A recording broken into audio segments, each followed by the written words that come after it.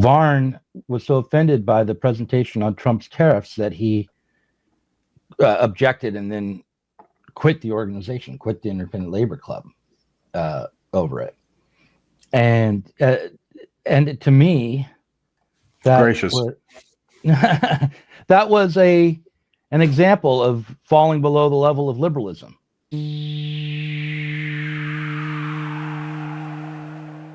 Well, welcome back to the Spencer Leonard Hour.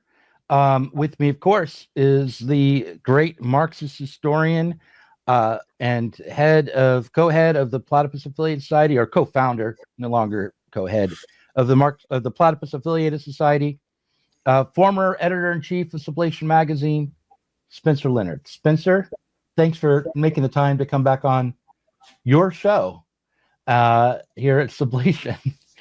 And today I wanted to talk to you about historical materialism as opposed to, let's say, positivist materialism, or I guess empirical materialism, because it's a topic that people often refer to historical materialism or to materialism on the left, but I feel as though often enough people fall into a kind of positivist or merely empirical kind of materialism, even on the left. So I thought it might be worthwhile to spend an hour kind of going over that distinction. And I have Karl Korsch's essay called The Materialistic Conception of History on my screen right now. And it goes through the genesis of historical materialism, the materialistic scheme of society, nature and society, productive forces and production relations, and basis and superstructure. And I thought maybe we could hit those points in brief as we go along here. But before I even let you start talking about that, I want to ask you about something else because dominating my consciousness this morning, which is historical. How can we understand historical materialism along with the notion from Adorno of regression? Can there be a historical materialism that isn't progressive, that doesn't advance? And how does historical materialism explain that? So I'm starting in the deep end. And I think that's a good way of starting. There are these categories of, there's of dialectical materialism and historical materialism. And these, of course, were the official philosophies of the Soviet Union. There's a text by Stalin himself from 1938 called Dialectical and Historical Materialism, where, dialectical materialism is the general worldview, which includes how we understand nature. And historical materialism is the particular application of that worldview to human history. And, this is a development of a kind, what I would say is a earlier degeneration of Marxism into a social science. So I forget the exact title, but Bukharin has a work on from 1924, from the same year that he's articulating the theory of socialism in one country, of Marxism as a sociology, he calls it, which is a definite degradation of Marxism. I think that really it has to do with how you think about Marxism or Marx and Engels in relation to bourgeois thought. That's what the whole question really boils down to, because bourgeois thought is already materialist, right? It's both and so you have these Marxists who address that. The term historical materialism itself comes from Engels in the Anti-Düring of 1877, which is a fantastic kind of general summation of popularization of Marxism from right the sort of hinge period where Engels is emerging as the legatee of Marx and Engels' thought. Marx himself is still alive in 1877, but he's his productive life is largely over. I believe he's still making some revisions to what becomes Capital Volume 2. There are political economy manuscripts, but really the critique of the Gotha program is the last major work by Marx, and that's from 1875. There's also, he works on the program for the Parti Ouvrier in France. Marx is not dead. And at that time, Engels and Marx are living more or less next door to each other. And Marx writes a section of Anti-Düring. And certainly he's discussing the whole thing with Engels, and Engels describes, he in kind of typical fashion, he's really revisiting, perhaps for himself, the early thought of himself and his buddy, Karl, from the 1840s, where they are, of course, more intensely engaged in philosophical debate. So around the same time, he writes his Feuerbach book, in which he publishes the theses on Feuerbach as an appendix. He's obviously got the manuscript of the German ideology in his hands, because that's where those come from. And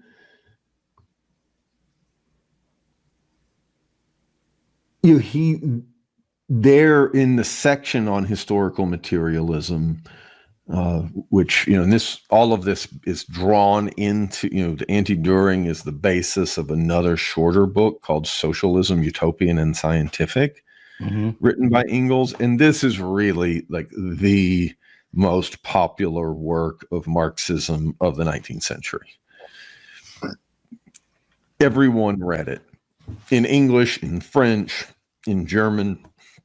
The whole Second International read Engels's Socialism, Utopian, and Scientific, and it ends with the section on historical materialism, which is really where Engels, sort of reviews in a popular way, brilliant, but condensed popular form, the 3 volumes of Capital. In what Marx has laid out there. So, and that's, of course, a major part of Marx and Engels' conversations, since Marx is anticipating the prospect of not finishing Capital at the end of his life. And he's talking to Engels about it, and in effect, instructing Engels as to how to handle his manuscripts. Incidentally, people try to strip Engels's editing from the subsequent volume, the posthumously published volumes of Capital. I mean, this is, decidedly against Marx's own will. Right. So anyway, we have this phrase, historical materialism, and later Marxists try to kind of work it out. And so they look at, earlier forms of materialism. Like, what is materialism? And you're probably the most prominent of the Second International figures is a man named Plekhanov, who's a Russian intellectual, but very much in the same world, in the circle of Kautsky and Bernstein. Very much a kind of a first generation Marxist intellectual. Older than Lenin and Rosa Luxemburg and Trotsky, the kind of figure that Lenin, Rosa Luxemburg, and Trotsky have completely digested, right? Even as they might be said to wrestle with that earlier generation of Marxists, and in some sense reach back to their grandfather's legacy, reach back to Marx and Engels against them in various ways, especially in and through the revisionist dispute and so forth, right? All of those figures, of course, eventually break with Luxemburg and Lenin and Trotsky, whether Bernstein in 1899 or eventually Plekhanov, who supports the First World War.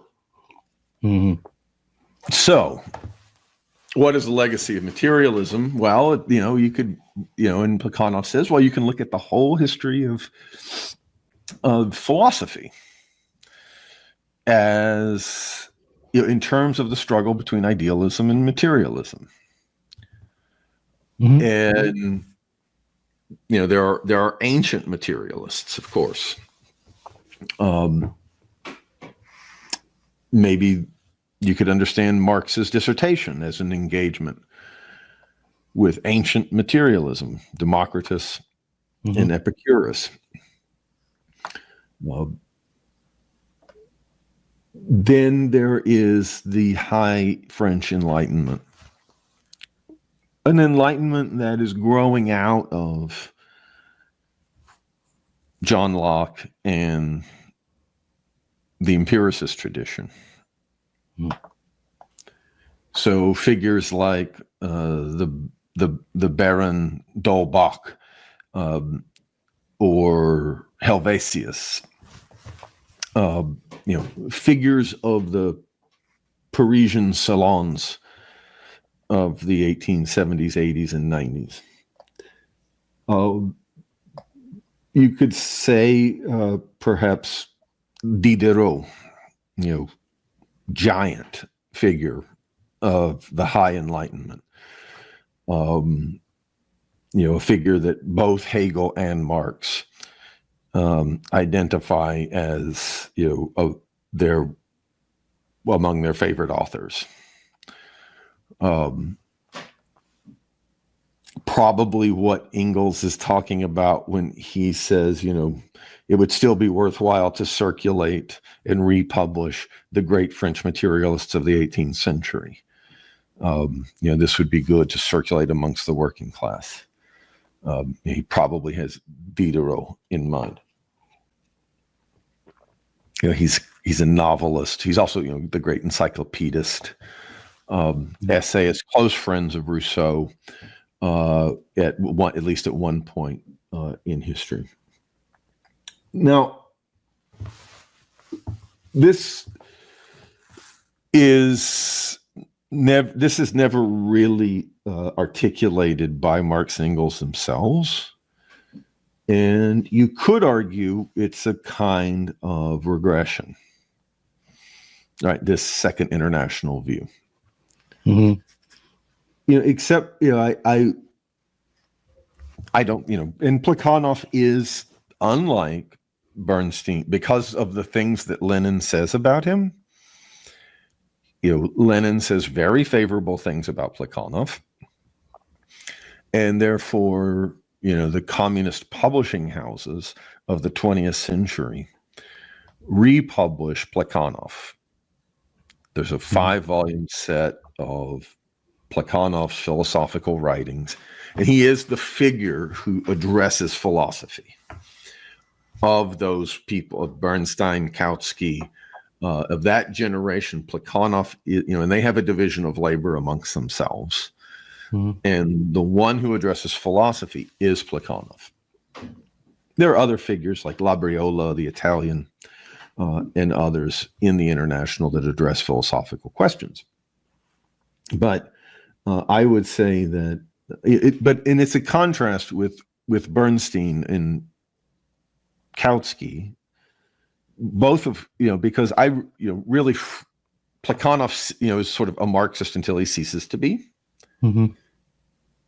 And you could say the same thing about those other two figures, right? Lenin says a lot of positive things about Kautsky, and Mm-hmm. he doesn't say, but he's too young to really remember when Bernstein was a Marxist, but he knows that Bernstein was a Marxist, and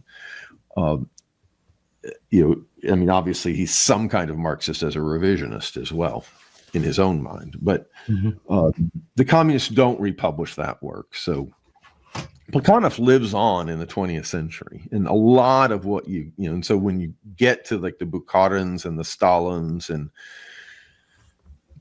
the Althusers and the Balabars and all of these people who are going to take up this historical materialism, which is a thought figure that's closely tied to the notion of Marxism as a science, right? They're going to look back at Plekhanov, whether explicitly or not.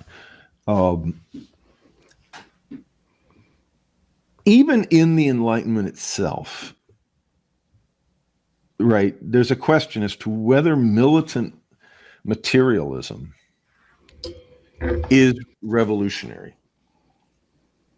And here I would, sort of exempt Diderot. I mean, Diderot's this hinge figure. Like I said, he's friends with Rousseau. He's definitely friends with Rousseau when Rousseau is writing the Discourse on the Origins of Inequality. Rousseau speaks of that. He writes the Discourse on the Origins of Inequality in his mind. He thinks it through as he's walking from Paris out to the prison where Diderot is held for his crimes as an encyclopedist. I think Diderot had given a footnote to the discussion of the Eucharist, of the Lord's Supper. In the encyclopedia, he had said, "See also cannibalism." And I don't know if that's what got him in jail, but it was that sort of, cheekiness, as it were, subversiveness that got him imprisoned. And Rousseau goes out to visit him, and he reads about the essay contest, about whether, about the origin of inequality in society. And he thinks up the idea, and he says, then he goes, and then I go and I meet Diderot, and I talk it out with him. And I'm super excited. And, they're talking it out in this prison. And it seems like Rousseau's engagement with Diderot is extremely intense at that period. But later Rousseau breaks with that circle, that Parisian. He thinks they're decadent, and Rousseau's a bit of a nut job. But he says, I'm a Christian philosopher, and these materialists aren't Christians. And what he goes on to elaborate is that they don't believe in freedom, which is what he means by Christianity. Right? Christianity is, for him, when this is in the Confessions of Rousseau, Christianity means that the spirit can transform and rise above its circumstances. Right? That's the freedom that he understands of Christianity. Obviously, it's got nothing to do with the Christianity of the church. And you see the same thought figure in Kant and in Hegel, right? That they are Christian philosophers, right? Kant, of course, imagines himself to be a Christian. Hegel imagines himself to be a Christian of sorts. And I would argue that it's the same gesture. Which is an accusation that materialism is conservative, right? If you're a consistent materialist, then there's no freedom. You can't change circumstances. You are just subject to circumstances, right? Which is what Rousseau is arguing, and of course crucial. That question is crucial to the emergence of sort of the high Enlightenment dialectic, or what we would associate with German idealism. A body of thought that I would include, Rousseau in. I would consider Rousseau to be the founder of German idealism, and I'd include someone like Adam Smith in that. Mm-hmm. So there's already a question about what do you mean by materialism. Mm-hmm. Someone like Plekhanov is just going to say materialism means that when we look at the failure of people, or the inadequacy or our discontent with ourselves and others, we have to attribute that to the broader material circumstances. Right. So it's in other words, for him, for Plekhanov, and this is, I think, a defensible view. Rousseau's view is perhaps a little bit arch. And this is why I emphasize a figure like Diderot, even because he's a target. Rousseau's breaking with him. He's in these circles in Paris with, Grimm and D'Holbach and Helvetius and these Parisians. Which is that, look, materialism is the mainstream of the Enlightenment, and it's a critique of society, right? That the crime in society, the failures of society, these are rooted in what we might call social circumstances, and that in order to address them, we can't simply lock up the criminals, as it were. We have to change the society that's producing the criminals, mm-hmm. right? We have to change the society that's producing the failures, that we see, the breakdowns, the pathological expressions that we see. So in that, so Plekhanov is, and he kind of goes into this by talking about like political economy and that sort of thing. In other words, what does it mean to study? In other words, he expands it to say figures like Rousseau and Smith and Kant are looking at society like the scientists of that day looked at the natural world. In some sense, they adopted a spirit of disinterestedness. They attempted to, distinguish form from appearance. Right? They tried to understand the underlying laws, like we might say that you have to distinguish form from appearance to understand that the sun is the center of the solar system. It looks like the sun is going around the Earth. Mm-hmm. When you see the sun move across the sky, you don't feel the Earth moving. It looks like the sun is moving, but you have to, explain that appearance mm-hmm. in terms of underlying laws, right? So similarly, with the emergence of a consciousness of modern society, which, of course, is expressed in political economy. So that's like I'm going on and on, but this. So I would say that like Kautsky, arguably like Engels, Plekhanov, you can say there's some kind of degradation or regression. But, really, there are two things. One is that Plekhanov's job is simply to say, look, we're not naive about these philosophical debates that are happening all around us. Mm-hmm. Right? We Marxists. We're not this isn't a university. We're not here trying to develop a school of philosophy. We're not trying to win in some kind of, philosophical, contest. Mm-hmm. Our thought is directed towards politics, right? We are, we are thinking about how to organize a revolution, how to develop a form of politics that can ultimately transform the nature of society. And, here's the account of how to understand Marx in relation to bourgeois thought.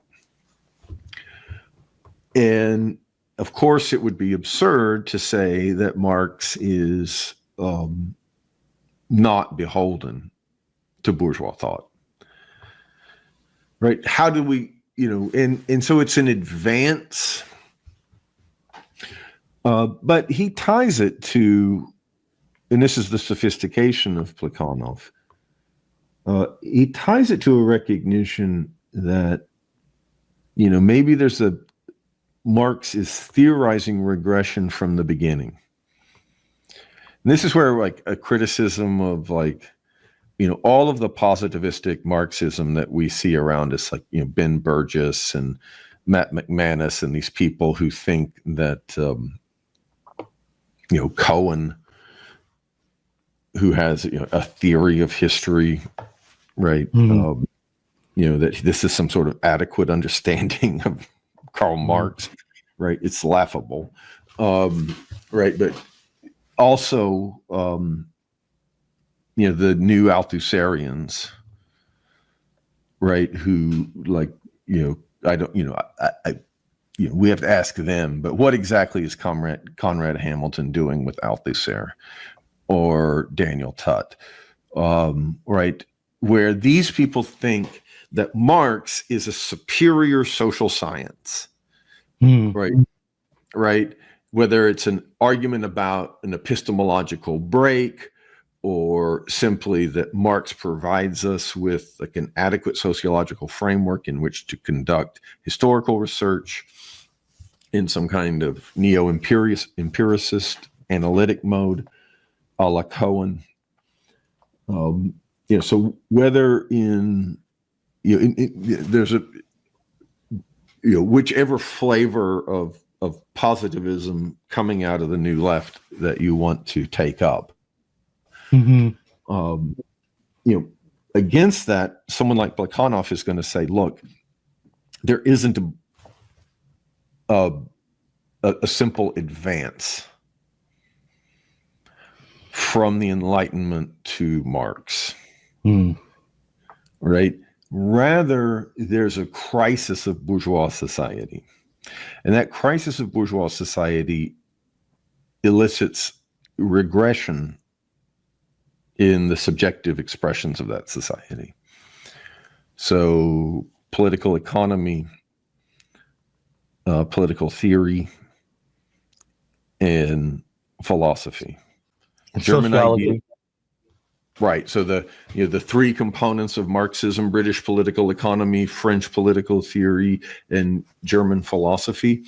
Right? In all these domains, you can see this degradation, right? That the early French socialists, political theory like Saint-Simon, Fourier, etc., or the political economy of the 1830s and 40s, and beyond, McCulloch, John Stuart Mill, or the young Hegelians, Moses Hess, Bruno Bauer, of course, David Strauss, all these figures that are the immediate interlocutors for Marx in his youth. Marx is upholding bourgeois thought in relation to all of them. Right? He's saying, look, you're not advancing beyond the French Revolution. You're not advancing beyond bourgeois horizons. You represent a kind of regression with respect to those. Yeah. And listen, I want to jump in and And this is where contextualize we this. talk about something like the German ideology. Yeah, I want to contextualize this in the current moment for people who are regular viewers. And what's come to mind is you've been talking, and I've been paying very close attention actually, and I realize there's a real depth to what you're saying that people should pick up and that we should pick up and go through a little bit more slowly in the future. But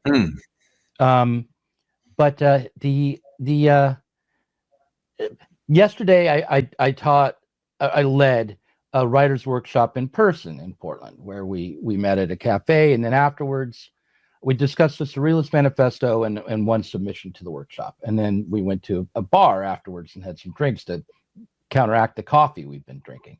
And while we were at the bar, one of the participants in the workshop, Evan, was saying to me, listen, if you want to have more success, I wasn't even asking, but nonetheless, this is offered. You want to have more success, you need to have more of a variety of people on your channel. And then he started listing people that I should have on, and it was like this kind of conservative sociologist, this sort of new millennial political theorist, and someone who's very caught up in the trans question and things like that. And I thought, I should probably get more variety of guests on, and that's probably not bad advice, but there's something I really want to resist here, which is this kind of reframing of the project as a shopping expedition where we go into the market of ideas and try to pick out the right theory and compare them, like it's an unboxing video. And there was something apolitical about the move as well. I thought that it's like, okay, look, we're actually developing an idea and attempting to start to develop a politics. That's what's going on. We're not trying to figure out what's right about the world right now, or what we should do in these circumstances, or right. what is true. What we're talking about, like philosophy, can only fuck that up, right? Like right. You cannot ask for like philosophical agreement, right, as the basis for a joint, political effort. Of course not. Right. Yeah, I can see that, and because, but it does. I can see why people would think that is an abdication in a way, because you want to think that if you're going to change society, you first have to agree about its character. So you have to know what is in order to try to change it, right? So then you end up in these philosophical debates and political debates and sociological debates and cultural debates, and all sorts of attempts and from a variety of angles to pin down what's true right now. Right. What is the right way to understand what's happening right now? And this is what I was saying, like with Plekhanov, like, getting philosophy right is just not the major task of the Second International. Right. Like, yes, all these professors are out there saying like, these socialists, it's totally Philistine. They don't understand these deeper questions. Right. And Plekhanov is there to say, no, we do. Right. Mm-hmm. And by the way, our dude, Marx, he addressed all of this stuff. Right. He kind of came to a certain, he settled his erstwhile philosophical conscience, and as he says about the German ideology. And this is what that was about. But, that doesn't really help us organize, right? So in the practice of something like the SPD, if somebody said like, look, I'm a follower of Schopenhauer, right, or some other reactionary, they were like, yeah, whatever. Like, right. You want to do this party work? Like, that's great. Right. Yes. Right. We're not going to adjudicate your membership on the question of like agreeing or disagreeing with one school of philosophy or another. That just can't. It can't. Right. Yes, but for in this moment to take that debate away, it feels like you don't have anything left, I think, for a lot of people. Like, what are we doing if not this? Because there's no way to directly get involved with society on the level of politics right now. It doesn't feel like, right? So, except to join in with all that the left is a bunch of middle class educated people, right? Mm-hmm. Right. It's a bunch of people who are more or less responsible about acknowledging that they're intellectuals, right? And that doesn't mean academic, right? That means like corresponding to the function. People who might read Marx and Lenin, right? Now that's all well and good, but you also have to you also have to study history as to how these parties were organized, right? Like, that is a whole other thing, and that entire piece is missing, right? And so we just have these, like me, just people just talking about this old Marxism thing. It has no relation to anything, but you at least have to acknowledge that, like, look, this isn't politics. This isn't really socialism. Like, that's obviously what Platypus is about. But on the one hand, it has no relationship to anything, right? But on the other hand, it's everywhere. Okay, before I pressed record, I was describing, and I talked about this yesterday with the patrons. I was talking about becoming obsessed with Bobby Darin, of all people, right? Who was just a crooner in Las Vegas, had a career with a signature song called "Mac the Knife," and then recognizing its connection to the struggle for socialism in Germany through Bertolt Brecht and his attempt to be an adequate Kurt Weill, Kurt Weill, right? Yeah. And their attempt to be adequate critics through their art of capitalist industrial society, and that what became a signature song for a jazz crooner in Las Vegas and then became a McDonald's commercial later on was born out of an attempt to critique. So that it's not as though these efforts have gone away, or they've just been. I mean, the word that would come to me from my early days as a leftist would through the situations would be they've been recuperated, right? But that doesn't go far enough as to what's happened. You don't understand what's happened to them. So this regression, I feel like we need to work on that a little bit more. Understand how it happens. And I think one of the things that you can say about regression is always takes the guise of an accommodation and a normalization and acceptance, maybe. But I'm not. Maybe I'm. becoming moralistic there.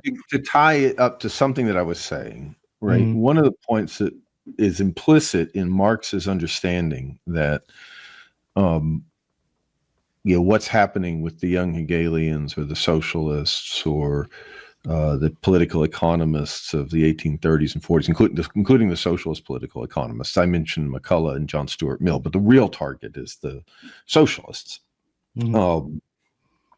Target like, he's like gunning them down, but the focus of the critique is ultimately socialism, because young Hegelian philosophy is socialism, right? Obviously, French political thought is socialism, and late Ricardian political economy is socialism, and Marx is critiquing it all as falling below the threshold of liberalism, right? And one practical implication of that is that Marx is anticipating that the renewal of the revolution will be motivated by liberal concerns. And we're dealing with the left today. And, if we talk about like how this stuff just endures, right? It endures like, yes, in like Mac the Knife, it endures in the sensibilities of working people, right? The everyday sensibilities of working people, our notions of justice, our notions of what's right, our notions of law, our notions of why the system is corrupt, etc., are liberal, right? They are liberal. They are bourgeois, right? And we have a left running around that acts like, basic Enlightenment liberalism is just some ruling class ideology justifying, private ownership of the means of production, right? Mm-hmm. And not a working class ideology that articulates to working people how it is that they live, namely as property owners of their labor, mm-hmm. right? Which is a liberal concept. They understand, justice in these kinds of contractual terms, in terms of bourgeois cooperation, etc. So we have a left that, and this is why there's no epistemological break. This is why Marxism isn't this higher form of philosophy, but it's rather an immanent dialectical critique of the prevailing ideology, right? Of bourgeois ideology, right? Mm-hmm. I don't know if that helps. Yeah, no, that did help. So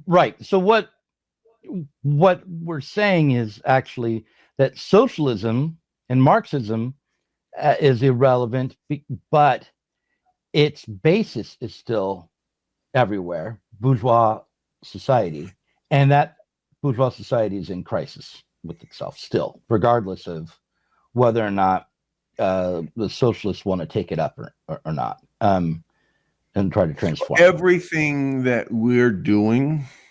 Mm-hmm. Is predicated on that hypothesis, right? We'll put it that way, right? Mm-hmm. I'm not sure that we really have much of a basis to even know the world that we live in, mm-hmm. right? I find that understanding the past, and especially understanding the history of the left, is illuminating, mm-hmm. for what exists. But we don't really have practices, and this is where like something like the campaign would come in, mm-hmm. right? And including like your journalism, right? Your writing workshops. I know that these are small efforts in the face of an overwhelmingly vast project, but they're a beginning. Mm-hmm. They're an attempt at a beginning. They are trying to, in a sense, discover the way that society is today. Right. Right. And we have to ultimately find some kind, we can, another way of putting it, I said I find history illuminating, more kind of arch way of putting that is the message in a bottle that we receive about Marxism, through these little time capsules like the Frankfurt School and, of course, the old canon of Marxism itself. These things, on the one hand, seem to come from another world. They seem to come from outer space. When you look at, Trump and Biden and, the general debate, or debates that one encounters in a university in the world today, which just completely ignore, it's just like socialism never existed. Mm-hmm. They're really actively obscuring history. Mm-hmm. And so it can have that, you can feel like, oh, this is like these people are like irrelevant. It's really, this is really like or they're falsely relevant. right? Lenin tells me that I need to go and, participate in the like pro-Palestinian encampments. Like that's the meaning of Lenin. That's of course a kind of a false relevance. Mhm. The allowing this history to disturb you and to feel its distance is also what allows you to sense its relevance in an utterly negative way, right? That you can perceive what you're talking about, regression, right? If you're not steeped in the history of essentially the movement for freedom in history, as taken up by the socialist workers movement and as reaching a maximal level of self-consciousness in Marxism, then you're not going to perceive this. I want to return to becomes historical. unbearable when you do perceive it, right? When you think about, okay, we live in a world in which like we're gunning Jews down outside of a museum in Washington, and Alexander Dugin might be right, like maybe we do just live with like whatever the Slavic race idea and the Chinese race idea and the Anglo race idea, and these are the people of the oceans and those are the people of the steppe. We could live in this totally barbaric world and it just be that way, and obviously at some level we do. But to perceive how degraded that is, which can be psychologically trying, because we have to reconcile ourselves to existence in the world as it is, to function in it. Marxism is indispensable. Yeah. Right? Listen, I want to return to historical materialism, and you're giving me a segue into it. I was about to raise the same particular question. No, it's fine. The one way to try to understand what historical materialism is, even when we are regressing, and the reason why it's difficult to understand historical materialism when we're regressing is because it's the notion that our own activity sets the ground for our social reality and for reality itself, for material reality, is elusive, doesn't seem true, when what is happening is so far away from what most people feel that they're intending, when things seem to happen at random or in opposition to your activity, right? That's what we experience. So we don't experience historical materialism. We experience a material world that's alien to us, it's against us. But if we can understand it in terms of its regression, then we can then spot how our own activity is actually setting up our society, even if it's doing it in reverse, right? So the question of anti-Semitism is one which I think we should examine. And I don't have a fully worked out history of anti-Semitism, even over the last, let's say, 15 years or over the last 10 years. I don't quite have that. But what I do notice is how the allegations of anti-Semitism that were aimed at Trump around 2015 have been taken up by Trump and aimed at society and at the left. And even more, the left is now embracing anti-Semitism. And feels as though it has the grounds to the material basis, the positivistic basis to do so. Good reason to do so because of the genocide in Gaza, right? So that's a now then the question becomes, okay, how did that history get enacted? How did we create these conditions? And then that becomes tricky to trace there's no simple cause and effect relation, but we can start to, I think, at least spot the overall arc of anti-Semitism in society and the intensification of anti-Semitism in society and where it's landed, which is within the left, which I hope will be short-lived and will not be actually through the left institutionalized. The fact that the left is lost at the moment, is in the wilderness, is it probably a good thing in terms of anti-Semitism. But anyway, that's my starting point, and to try to think about regression as a way to understand historical materialism. Does that make sense to you? Can you elaborate on that? I mean, we have all of these symptoms, right? I was just reading, Chris's article that is forthcoming with the Platypus Review on Bonapartism, not Bonaparte, I think is the title. And he goes through at one point, just as a paragraph where he doesn't really explain it or analyze it or anything. He simply addresses by acknowledgement all of the forms of magical thinking,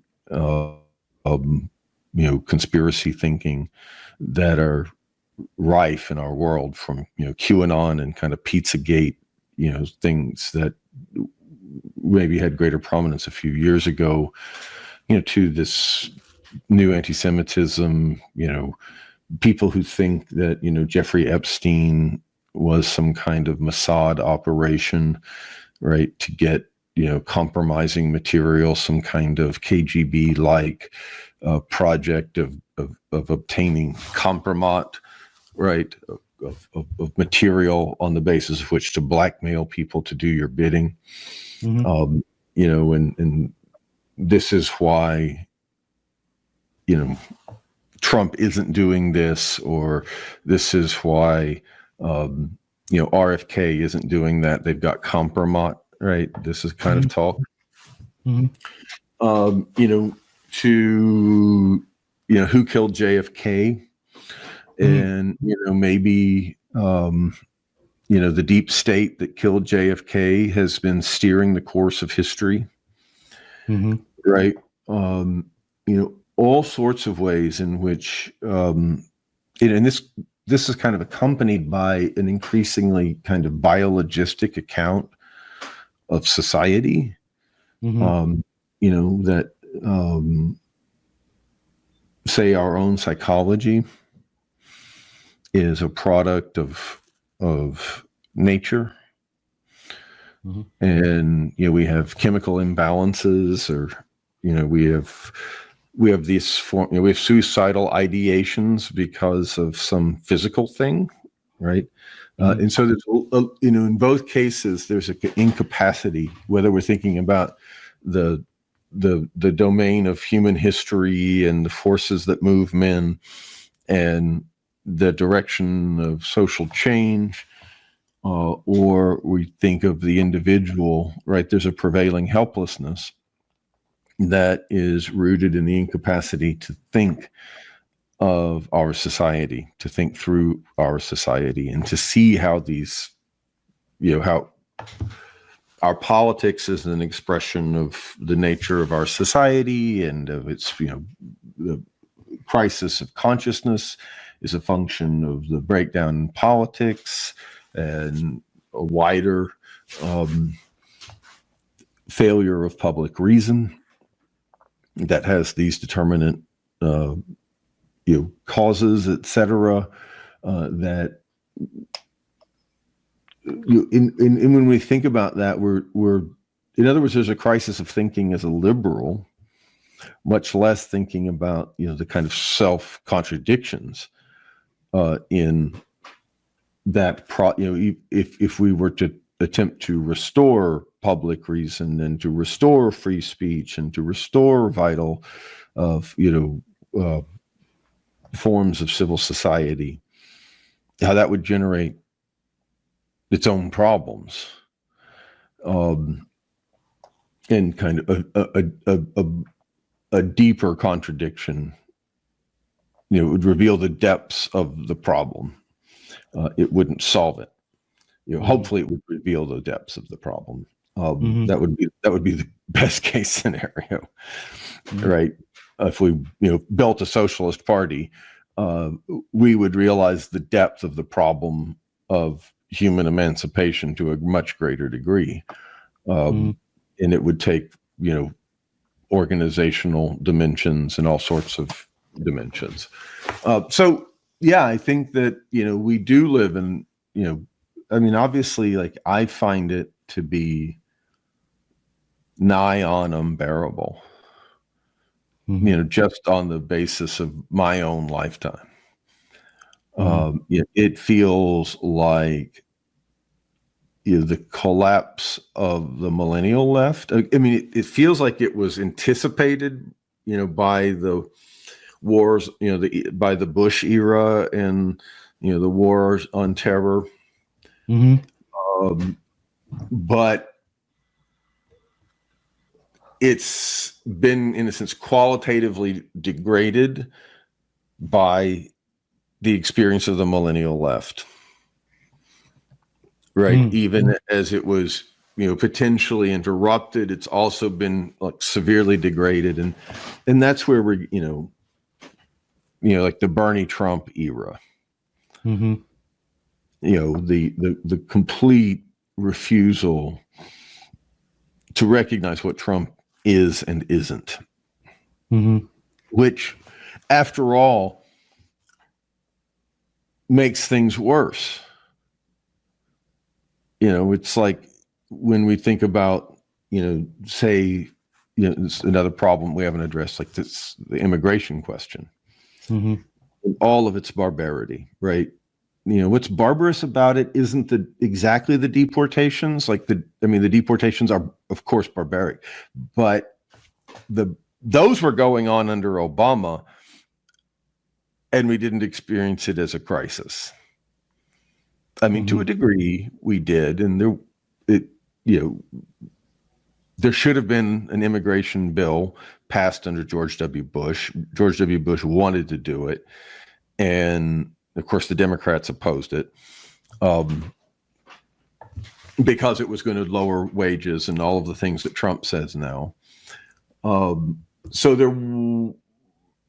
there was something horrific about Obama, but now Trump, whether it's, I think it's partially Trump world doing it, right? Like Kristi Noem or Homan or these people, they want the deportations to be on camera, but it's also, of course, the liberal media that wants the deportations to be on camera. And there's something horrific about having to see it and watching people affirm it, right? Where it's like, where it just looks like somebody's being kidnapped, right? Like that Rumesia Ozturk, the Tufts graduate student. I don't know if you saw that video, right? The guys don't have uniforms on. They show no badges. They are, spiriting her away in, a kind of a black, Chevy Blazer or whatever, right? It's like unmarked. And when you watch the video, it looks like you're watching a woman being abducted. You are, right? You are watching a woman. Of course you are, right? And it's unreal. And of course, the day's going to come where somebody's going to, potentially pull out a gun and claim self-defense, right? Act in self. And they actually might win in court if they do that. They definitely should, in my mind. The agents of the state should have to establish their authority and so forth and identify themselves. So we're watching this stuff, and obviously I'm repulsed by it. But when I hear a Democrat complain, I'm like, yeah, but you created the situation, right? You decided that a Republican enforcing immigration law was racist, right? You lost your mind when Donald Trump was doing the exact same thing that Obama had done before him. You decided that it was somehow all racism, and so you couldn't explain to yourself why you needed to enforce immigration law. and you let in 10 million people when you know that at least 49.9% of the population is totally against it. Mm-hmm. Right. And so, I feel like, this isn't the heart of the Trump message. Right. The heart of the Trump message is tariffs, reshoring, like his vision for the transformation of the global economy. That's the underlying motivation for Trump running for president. Right. He wasn't running for president for all these other reasons. Right. He wasn't running for president to make a war on the deep state. Mm-hmm. Right. That's a function of the lawfare that the Democrats pursued. And before the lawfare under Biden, of the deep state's rejection of his authority to make foreign policy, and the way that the deep state participated in his first impeachment and generally undermined his policies and refused the orders of this elected president. Right. So the Democrats' incapacity to reflect in broad terms, ultimately, on capitalism, right?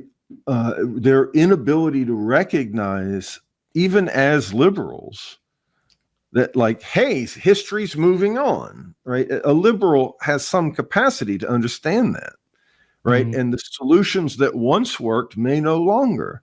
And these old neoliberal sensibilities, they might have to give way, like our old Keynesian sensibilities once gave way, and earlier sensibilities before that gave way, right? Mm-hmm. They could think about that, and they could think about how Sanders and AOC, the squad on the one hand and Trump on the other, were symptoms of a crisis of politics, but they don't. Right? They've absolutely refused. And so these failings, this inability to grasp society, to think about society, and instead, in other words, like the magical thinking that we see is nowhere more in evidence than in the hysterics around Trump. Right. And listen, we've got an hour here. I've got a pretty tight schedule. So what I'll say is, in the second half, I want to explore the way in which we become mystified, fall into magical thinking as so-called materialists, and what I think is most involved in that, which is the way in which we erase, deny, forget our own activity in relationship to the development of history. So we see history as our oppression, and without ever taking up the side of our own activity where we collaborate, accommodate, even perpetuate and modify the forms of the oppression.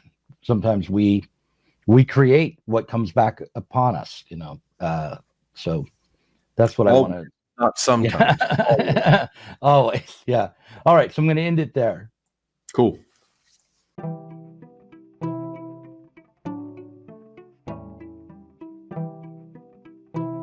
If you enjoyed this conversation, please do consider supporting us on Patreon. Our patrons help to make sure that Sublation Media can continue to provide interviews, videos, books, and articles that are critical of the left from the left. If you are tired of remaining stuck within bourgeois ideologies and politics, help us sublate them both.